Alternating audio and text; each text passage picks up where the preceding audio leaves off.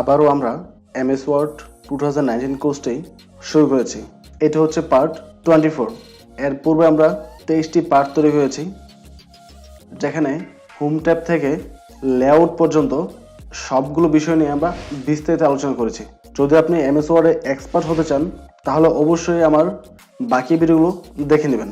আমি এই পুরো সিরিজে প্রত্যেকটা বিষয়ের উপর পার্টিকুলার ভিডিও মেক করেছি, যেমন clipboard, font, paragraph, style, editing, pages, table, মানে প্রত্যেকটা বিষয়ের উপর আলাদা আলাদা ভিডিও মেক করেছি। আপনার এমএস ওয়ার্ডের যে কোনো পার্ট বা যে কোনো বিষয়ের উপর যদি কোনো কনফিউশন থাকে তাহলে আমার টিউটোরিয়ালগুলো দেখতে পারেন। আমার চ্যানেলে আসার পর স্ক্রল করে নিচে চলে আসবেন। নিচে এসে এমএস ওয়ার্ড 2019 বাংলা টিউটোরিয়াল প্লেলিস্টটি পেয়ে যাবেন।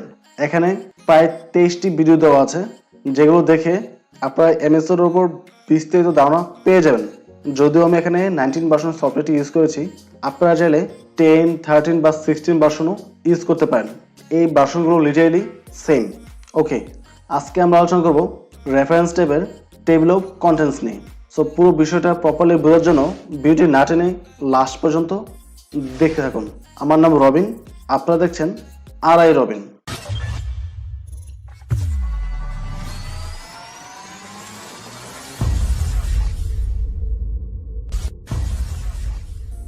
ওয়েল, তো ভিডিও শুরুতেই আমরা কিছু র্যান্ডম টেক্সট নিয়ে নেব। তাই আমি টাইপ করছি equal RIND rand, then first bracket 20, 5, then first bracket close, then enter. এখানে প্রায় 20টি প্যারা আছে এবং প্রতিটি প্যারাতে 5টি করে লাইন আছে। সো টোটালি এখানে 3টা পেজ তৈরি হয়েছে। তো টেবিল অফ কন্টেন্টসের কাজটা বোঝার জন্য সবচেয়ে সুন্দর একটা উদাহরণ হচ্ছে, আমরা যখন কোনো একটা ফাইল বা বুকস পড়তে যাই, যদি ওই ফাইলটার বা বইটার কোনো সূচিপত্র থাকে তাহলে ওইটা পড়াটা অনেক বেশি ইজি হয়ে যায়। কোন চ্যাপ্টারে কোন পেজে কোন বিষয়টা আছে সেটা আমরা সূচিপত্র দেখেই বুঝতে পারি। এবং ঠিক তেমনই এই টেবিল অফ কন্টেন্টসের মাধ্যমে আমরা খুব ইজিলি একটা সূচিপত্র তৈরি করতে পারবো। এখানে আমরা 3 পেজের একটা ফাইল নিয়েছি।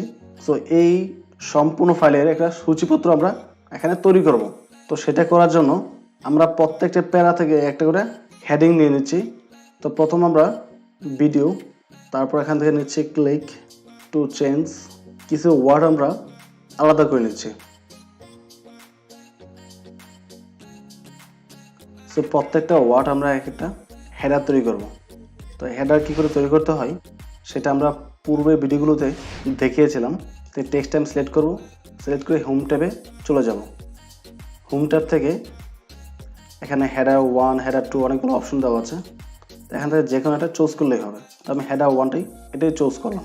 দেন সেকেন্ডটা, ওকে। যখন আমরা সবগুলো হেডার তৈরি করে ফেলবো, চাইলে এগুলো আমরা কিন্তু অন্য ডিজাইন দিতে পারতাম। আমি ডিজাইন দিই নেই, জাস্ট নর্মালি রাখলাম। যদি আপনার এখন ডিজাইন দেওয়ার প্রয়োজন পড়ে সেক্ষেত্রে আপনারা দিয়ে নেবেন। তো হেডারগুলো তৈরি করার পর আবার আমরা রেফারেন্স ট্যাবে চলে আসবো। প্রথম যে হেডারটা থাকবে এই হেডারের পাশে একদম লেফট সাইডে মাউসের ওই হেডারের যে ওয়ার্ডটা আছে একদম লেফট সাইডে মাউসের কার্সরটা রাখবো, রেখে এই টেবিল অফ কন্টেন্টসে ক্লিক করব। ক্লিক করার পর নিচে আরও কয়েকটা অপশন চলে আসবে। এখানে টেবিল, অটোমেটিক টেবিল 1, 2, 3 অনেকগুলো অপশন আছে। আপনার যেটা ইচ্ছা সেটা ক্লিক করতে পারেন। মানে এগুলো একটা ডিজাইন আর কিছু না। তো আমি 2 নম্বর যে অপশনটা আছে এখানে ক্লিক করলাম। ক্লিক করার সাথে সাথে দেখেন প্রথম পেজেই একটা সূচিপত্র তৈরি হয়ে গেছে।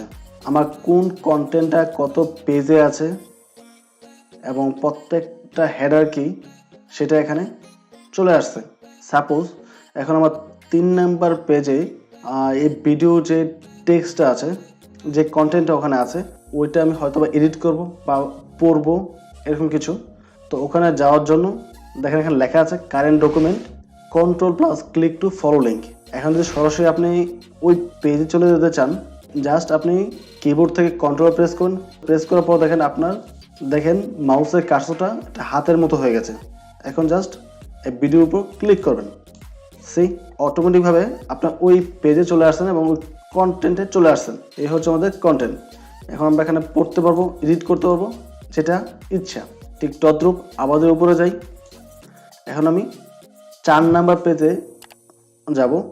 হ্যাঁ ক্লিক লেখা আছে, এই ক্লিক যে কন্টেন্ট আছে আমি ওই কন্টেন্টটা পড়বো। কন্ট্রোলে প্রেস করে ক্লিক করব, সি 4 নম্বর পেজে চলে আসছে। ঠিক সেমভাবে আপনি এই সূচিপত্র দেখে যে কোনো কন্টেন্টে খুব সহজে যেতে পারবেন এবং পড়তে পারবেন, এবং একটা ক্লিকেই আপনি একটা সূচিপত্র চলে আসবে। তারপর হচ্ছে অ্যাড টেক্সট, এখান থেকে লেভেল 1 2 3 লেভেল দেওয়া আছে, এবং আপডেট টেবিল। আপডেট টেবিল এখানে হচ্ছে সূচিপত্রটা আপডেট করার জন্য মূলত এই আপডেট টেবিলটা ইউজ করা হয়। যেমন আমি নিচে যাচ্ছি, আমি এখান থেকে এই ক্লিক ইনসার্ট যেটা আছে এখানে আরেকটা হেডার নেব।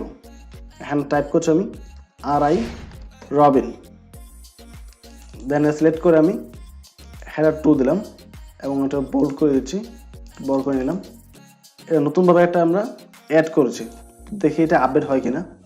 এখানে আমরা ক্লিক করব, then update page number only, update entire table. তো শুধু আমার পেজ নাম্বার তো আপডেট হবে না, টেবিলের ভিতরে কিছু ইন্টারনাল চেঞ্জ হবে। তো আমি নিচেটা সিলেক্ট করে দেন ওকে প্রেস করলাম। তো প্রেস করে সাথে দেখেন RI রবিন এটা চলে আসছে। এটা এভাবে আসার কারণ হচ্ছে এটা আমরা নিয়েছিলাম হেডার 2-তে। এটা যদি আমি হেডার 1 নেই এবং এখন যদি আমি পুরো এটা আপডেট করি, সেই এটা নর্মালি এদের সাথেই আছে। হেডার 2 নিয়েছিলাম যার জন্য এটা চেঞ্জ হয়েছিল। এই আপডেটের মাধ্যমে নতুন কোনো ডকুমেন্টের হেডার সূচিপত্রের মধ্যে অ্যাড করতে পারবেন। সো আমার নেক্সট ভিডিওতে ফুটনোটস এবং রিচার্জ নিয়ে আলোচনা করব। সো যদি ভিডিওটি ভালো লাগে অবশ্যই চ্যানেলটি সাবস্ক্রাইব করে পাশে থাকবেন এবং ভিডিওটিতে লাইক এবং কমেন্ট করতে ভুলবেন না। ভালো থাকবেন। আসসালামু আলাইকুম।